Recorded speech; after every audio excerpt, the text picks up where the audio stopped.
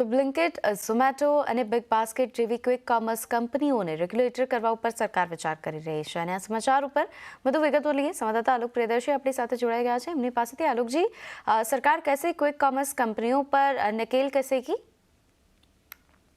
बिल्कुल, देखिए, quick commerce कंपनियां जिस तरह से एग्रेसिव मार्केटिंग स्ट्रेटजी अपना रही है उससे कहीं ना कहीं जो लोकल किराना स्टोर्स हैं उनके अस्तित्व को संकट पैदा हो गया है।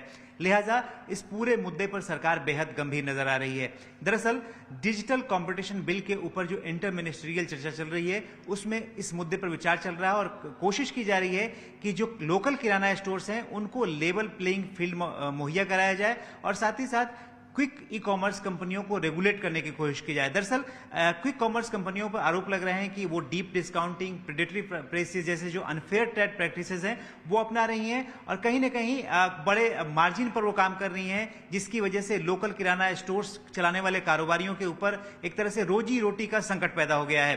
तो जो हमें सूत्रों से जानकारी मिल रही है कि जो डिजिटल कॉम्पिटिशन बिल अभी विचार चल रहा है उसमें कई सारे मंत्रालय चर्चा कर रहे हैं और जो मिनिस्ट्री ऑफ कंज्यूमर अफेयर्स की तरफ से प्रपोजल आया है उस पर जो कॉर्पोरेट अफेयर्स मिनिस्ट्री है वो इस पर विचार कर रही है और कोशिश की जा रही है कि जब विंटर सेशन में ये जो डिजिटल कंपटीशन बिल आए तो उसमें इन तमाम मुद्दों को एड्रेस किया जाए और खासतौर से जो क्विक कॉमर्स कंपनियां हैं जिनके ऊपर इस तरह के आरोप लग रहे हैं और अनफेयर ट्रेड प्रैक्टिसेस के आरोप लग रहे हैं उसको एड्रेस करने की कोशिश की जाए। जी आलोक जी, शुक्रिया आपका हमारे साथ जुड़ने के लिए और ये सारी डिटेल्स हमें देने के लिए। તો ત્યારે આગળ વધી અને વાત કરીએ ભારતમાં આઈસ્ક્રીમની ખપત ડબલ કરવા માટે ગાંધીનગરમાં 3 દિવસ સુધી ઇન્ડિયન આઈસ્ક્રીમ એક્સપોનું આયોજન કરવામાં આવ્યું છે અને આ પ્રસંગે ઇન્ડિયન આઈસ્ક્રીમ એસોસિએશનના પ્રેસિડેન્ટે અમારા સંવાદદાતા કેતન જોશી સાથે ખાસ વાતચીત કરી હતી। આવો જોઈએ।